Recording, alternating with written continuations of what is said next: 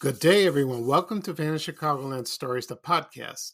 I'm your host, Pete Costanis. This is episode 83, season 4. Today's date is November 30th, 2021. And starting today, I will do something different for the remainder of the year. And before we do that, this program will go into a commercial break. And this program is brought to you by Kodak Extra Light Camera. And here's a commercial from Christmas, 1979, that featured actor Michael Landon. He is best known for his roles in Bonanza and Little House on the Prairie. So here you go.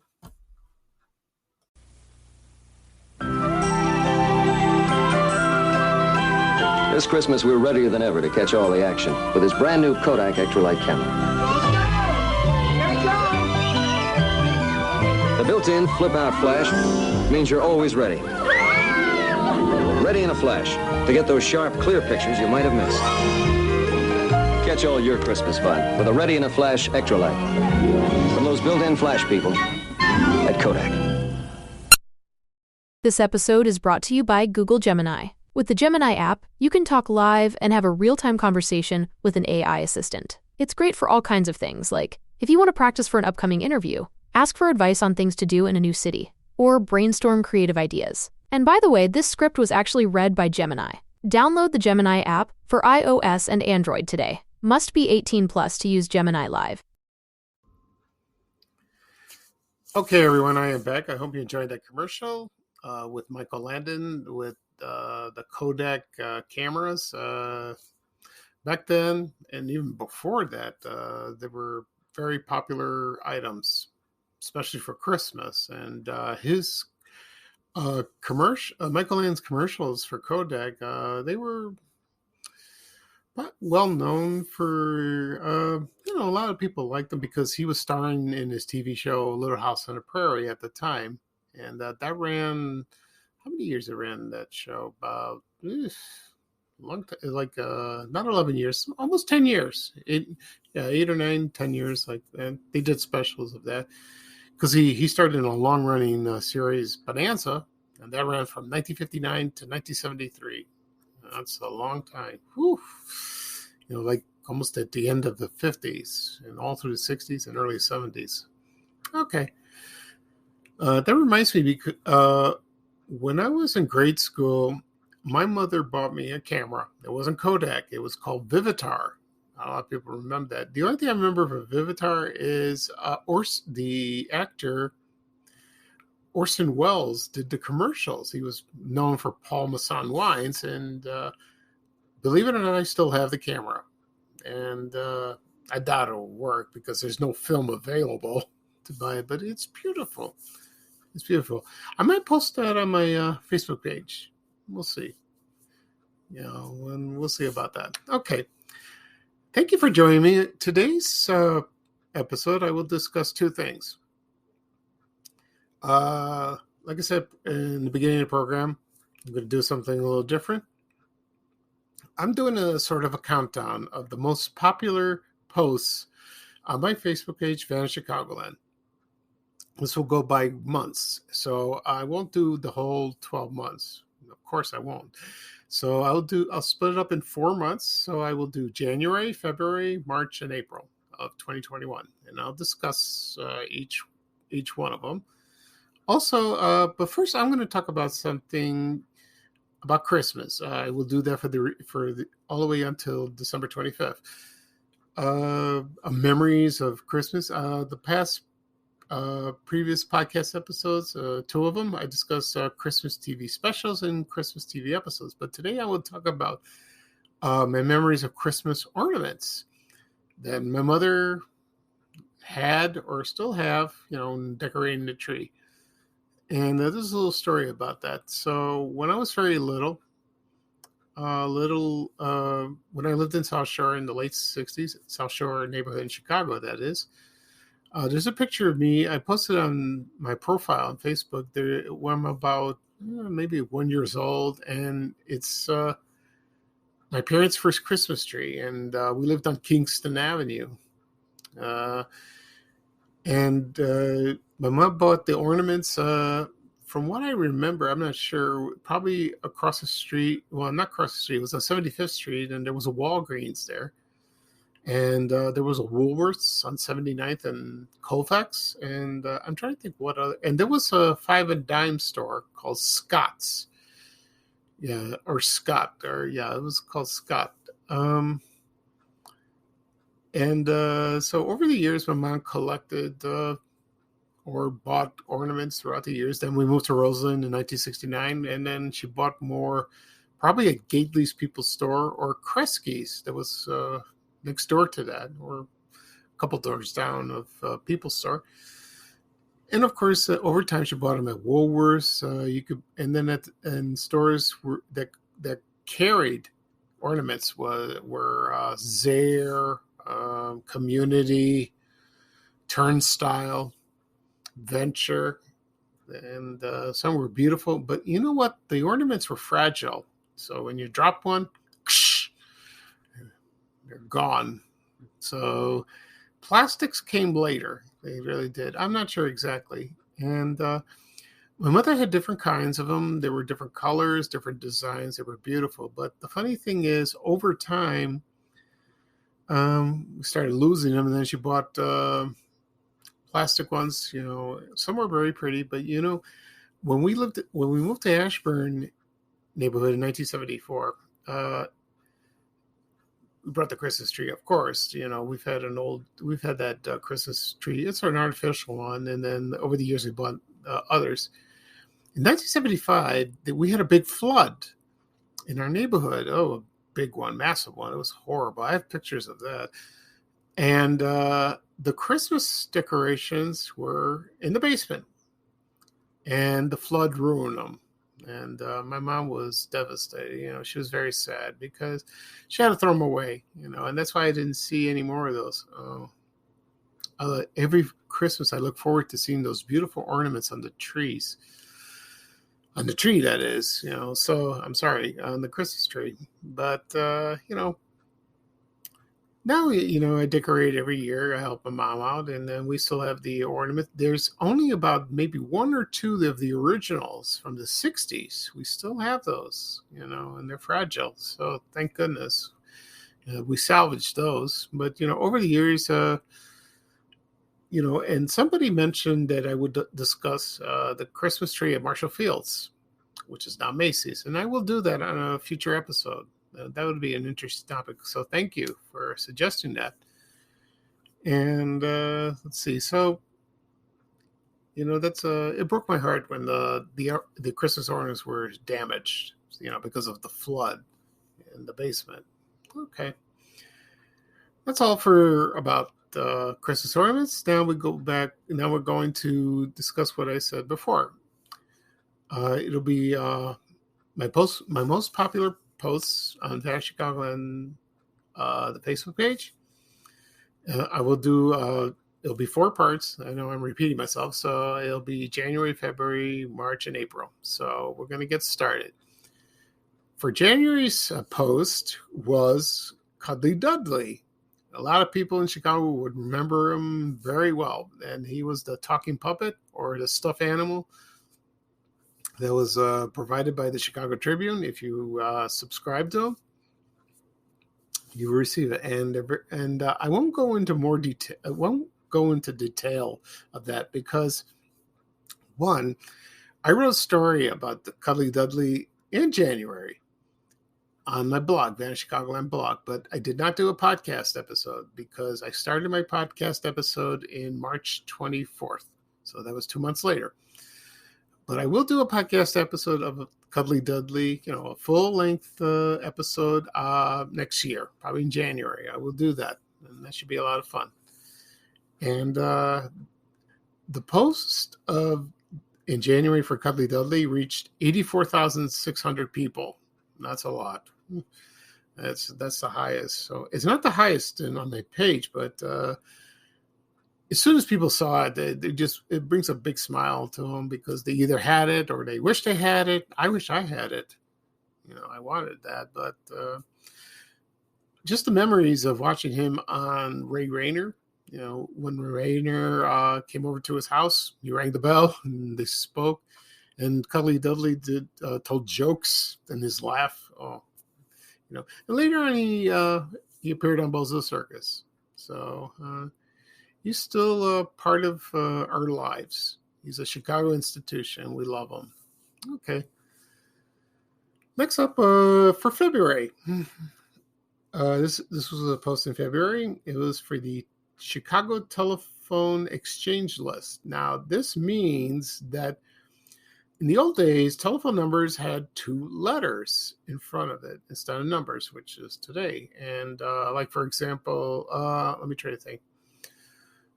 In South Shore, it was SO when we lived. And then when we moved to Roseland, I think it was PU for Pullman. That was a neighborhood nearby. And when I posted this, it reached 54,200 people. And they all remembered their phone numbers. Older people remember that. And it was it's very interesting. I can't think of some on top of my head, others, that is, because there were a lot on the north side. And that stopped about maybe in the 60s. And then just like when we got zip codes, and they got rid of the letters for, the exchanges, that is. And I still remember my phone number when I lived in Roseland and where I lived in Ashburn. Not South Shore. I was very little. I don't know. I even asked my parents. They don't remember. But they've got it written down somewhere. Hopefully I'll find it. And so that was, that hit something close to home to people. They loved that, even though today they're cell phones. And then recently they found out if you're in the my area code's 708, they added a new area code. So if you dial somebody within 708, you could just dial the number, but that's not true anymore. You got to do 1, then the area code. Just like if you go to another area code like 630 or 773-312-847. Now it's within. You got to do that because they added a new area code for cell phones and all that. But that doesn't change. But if you move, or if you want a landline, it's not popular anymore. Or you get a new cell phone number, it will be the new one. I can't think of what it is on top of my head. So thank goodness for that. Okay. Next up for March of 2021 is the entrance to Carson Peary Scott. Now, this is the outside entrance. I posted a photo of the inside, but that wasn't a few months later. But this one was a popular post. It reached 106,900 people. And this photo was taken in 1966, 67. And it's a color photo. Beautiful. Oh, the architecture of Carson Peary Scott. It was the architect by Louis Sullivan. Building's still there. Carson's is not, because Target moved in. I went once in there. It was just a Target, but the architecture, it feels like Carson's. Oh, you can see that. I remember my mother taking me when I was little. We went shopping there. I remember the elevators, and they were beautiful. And I think Carson's the elevators were gorgeous compared to Marshall Fields. Marshall Fields were nice. And so a lot of people miss the store. They really do. I miss it too. It came back for a while. It was online now. No. So hopefully by some strange miracle, it will return. I don't know, because there was no buyer for the store when it when they announced they're going to shut it down. So that's a shame. It's a real shame of that. Okay. And let's see, okay. And then we have in April. This was an interesting photo. This was a newsstand. A photo was taken of a newsstand in the 1960s. It was located on Randolph and State. It was right across the street from the famous cigarette billboard, right on top of Walgreens, when you stare and you saw blowing smoke. I discussed this in my cigarette episode, and that reached 45,800. That's pretty good. And people don't buy newspapers anymore. Some do. I mean, but you don't see newsstands anymore. I haven't been downtown in a long time, but you don't see them in the corner. The vending machines that carry newspapers, they're empty. There's nothing. Nothing. If you want to buy a newspaper, I said you better go to a 7-Eleven or any liquor store, uh, some sort of a convenience store. You would find newspapers. When I was growing up, I used to buy USA Today. I bought it during the 80s and the 90s. Every time I went to school, had to write, or went to work, I always bought a USA Today. And I love the newspaper. It's changed somewhat over the years, but then I stopped about by the time I got laid off at American Express Travel. And because of costs. So I haven't bought the paper since. I miss it sometimes because when I went to DeVry Institute in the 80s, the DeVry Institute of Technology, excuse me, I didn't drive there. I took the bus and I took the Blue Line to get off at Belmont. And I always read the paper. I read the paper. And sometimes I would study. I would first. That was top priority. I would, if I had a test that day, I would read. And but I enjoyed reading the paper. Sometimes I did that. I read that, but my family subscribed to the Tribune.